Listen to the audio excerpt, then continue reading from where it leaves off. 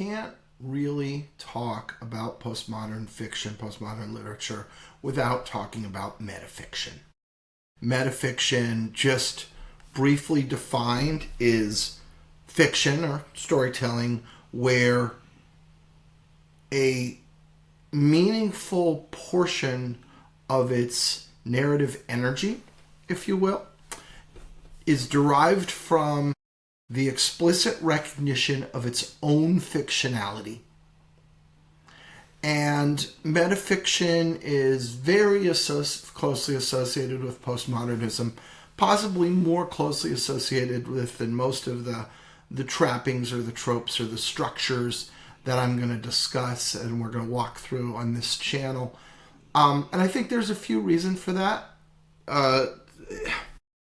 I've mentioned in previous episodes that not a lot of the things that we think of as the hallmarks of postmodernism aren't necessarily unique to postmodernism. You can go and you can find pre-modernist versions of these things.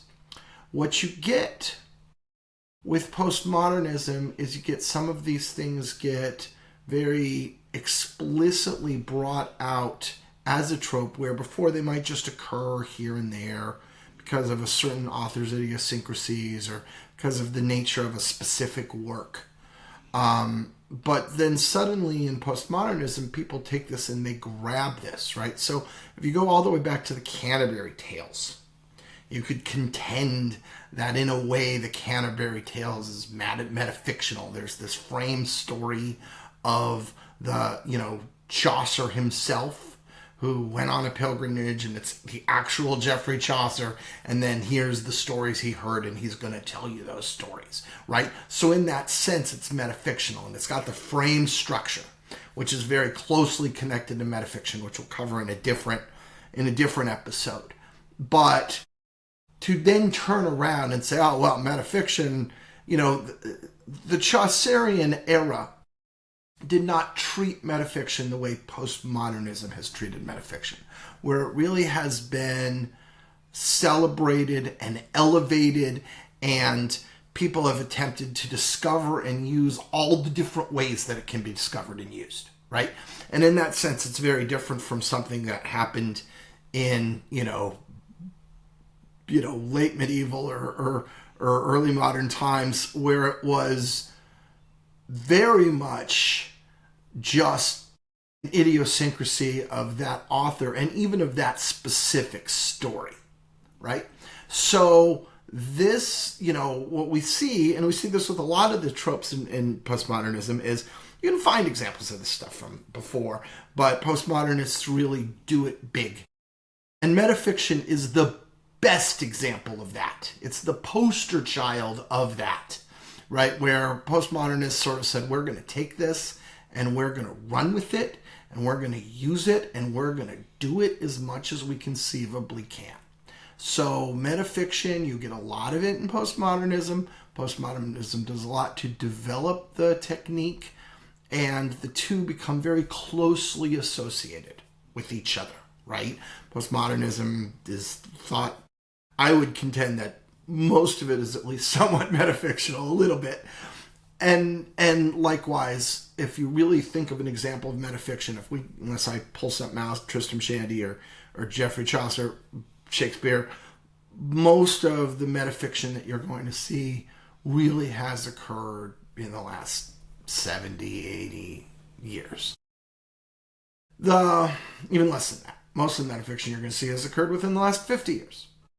And it's also important to recognize that there's degrees of metafiction. So you can have something that's pretty mild, all the way up to something that is really very direct and deliberate and explicit, right? So let's look at an example of mild. Let's think about the movie The Player. So The Player is about a studio of executives. So it's a movie about a movie.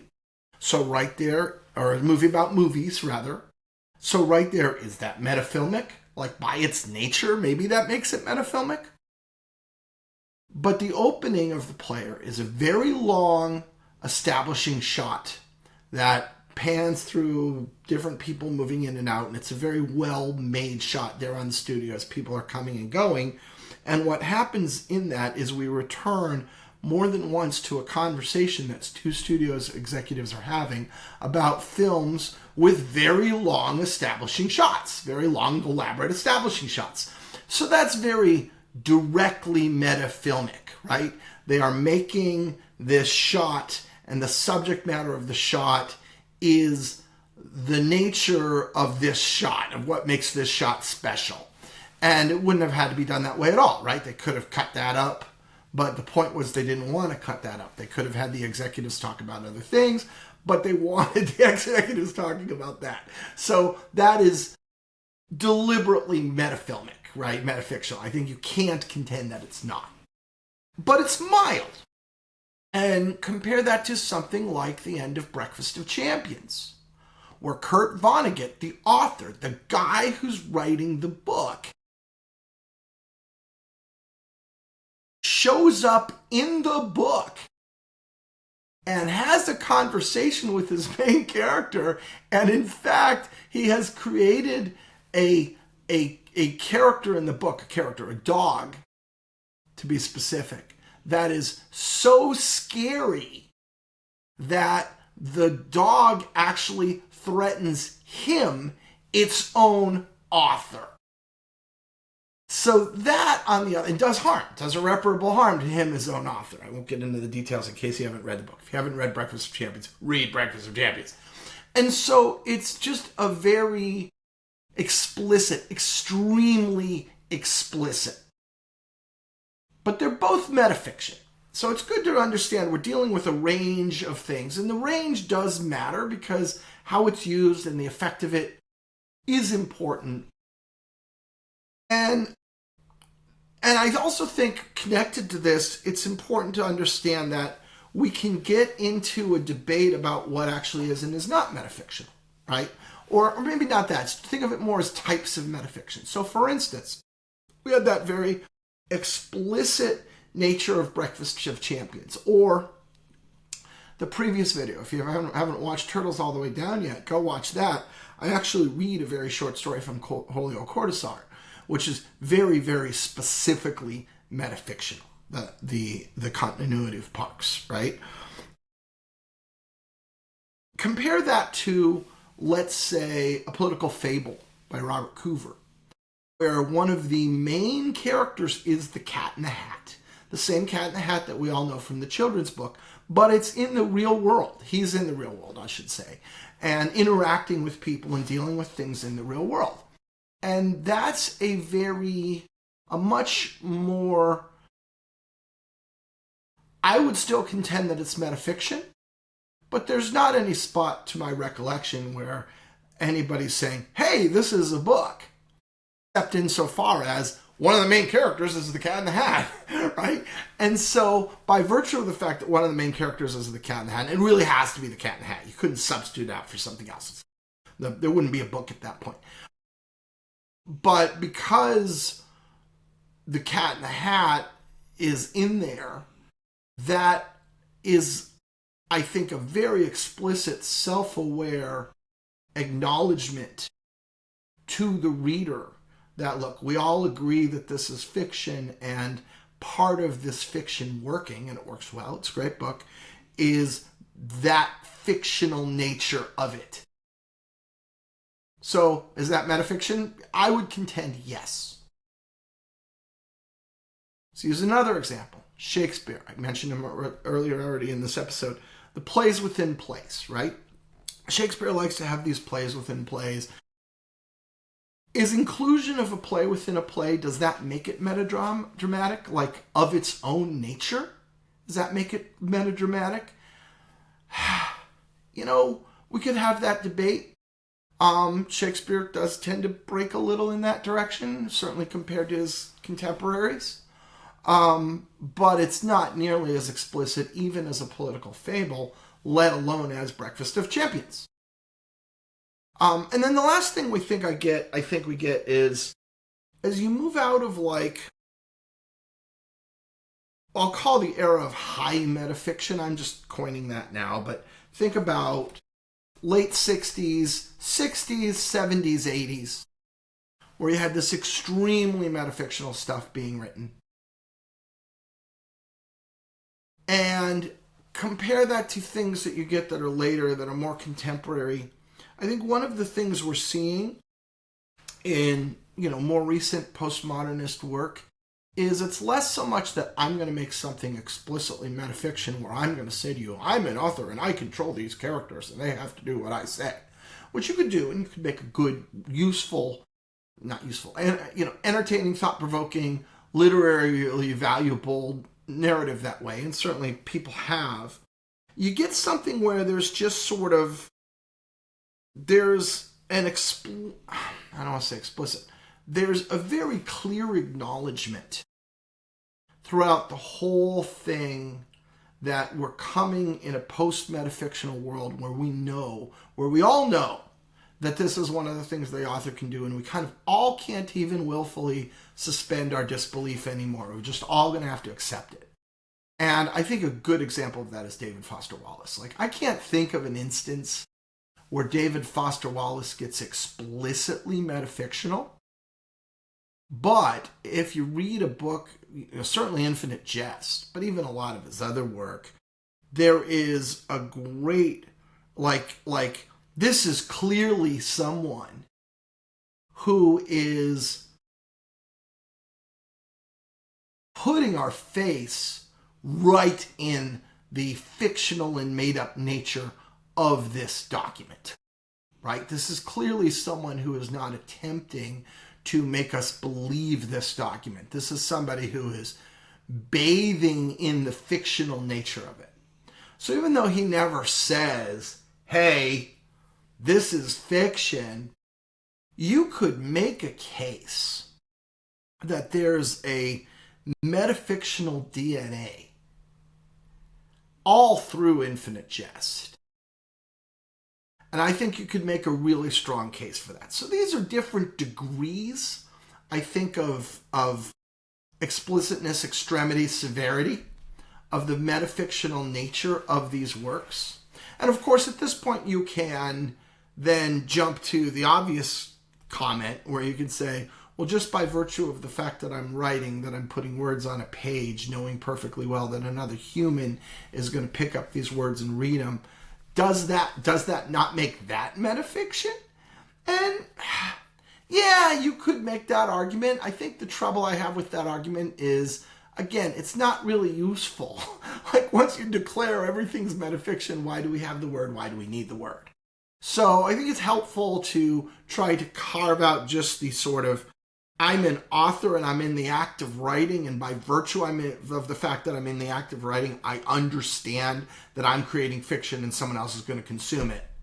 From, I'm creating fiction where I want to use the fictional nature of that as a tool or a source of fuel for the value and the power and the impact of the work that I'm actually creating. I think that's an important distinction. And yeah, there is no bright line. And we absolutely could find stuff that's dubious and sitting on the corner, and that's okay, right? If we want to have those discussions, we can have them. But I think it's a really useful, nonetheless, it's a really useful kind of concept for us to have. And I'm going to return to metafiction a lot. And I'm going to return to metafiction for a few reasons. One of which is, like I said, there's just, postmodernism is chock full of it. It's a big, big, big theme. Postmodern literature, it's certainly not all postmodern literature by any stretch of the imagination, but it's a big theme. You'll see it a lot. And in that sense, I think it's very valuable and important for us to be clear on it, straight up. The other thing is that I really like it. I like metafiction a lot. I think it gives us opportunities to tell stories in ways that really break out from most of what we saw before. And even if you go back to the modernists, and I've raved about modernism, I love modernism too, raved about modernism and the important things it did and how important it was in changing literature, you didn't really see that metafictional bent in the modernists. That really is something that the postmodernists got to grab and run with. And so it does make a lot of postmodernism feel very explicitly postmodernist. It ties in really well with a lot of the other structures and tropes, and I mentioned some of these in the Turtles All the Way Down video. You know, mirrors and doppelgangers and nested boxes and babushka dolls and frames within frames, frames in general. All of these things are really easy to connect back to metafiction, and they're also fun, interesting tropes and techniques. And then that's the second thing I really like about metafiction is just, I think you can do a lot of interesting stuff with it. I think if you're going to start from, you're going to sort of say, okay, I'm going to acknowledge that this is fictional. Now, what can I do with that feels fresh and unique and different from all of the other stuff that you might go out and find and read? And I do believe there's a lot of opportunity for that. And we've seen a lot of really good work in the last 50 years based on that. And also, I think there's a lot of good work still to come. And so the metafictional trope, that's what I want to use, is a really fertile area of advancing storytelling and coming up with interesting storytelling and stuff that tends to lend itself, I think, to something that might challenge and surprise you, tends to lend itself to something that invites some really deep thinking, some noodling, and it works well with people who aspire to a certain breed of cleverness, right? And so it can foster cleverness, and if you can recognize a valuable piece of cleverness or thoughtfulness or intelligence or surprise in work, then metafiction helps a lot of authors achieve that. So when you put all of that together, I like it. Some of my favorite moments in postmodern literature are fundamentally metafictional, like that bit in Breakfast of Champions, which is great, right? And so, or like the story I read in Turtles All the Way Down, which, again, I'm not going to spoil that story, but if you haven't listened to that episode, go listen to that, listen to the whole recording of our story. It's very short, and it's really, really good.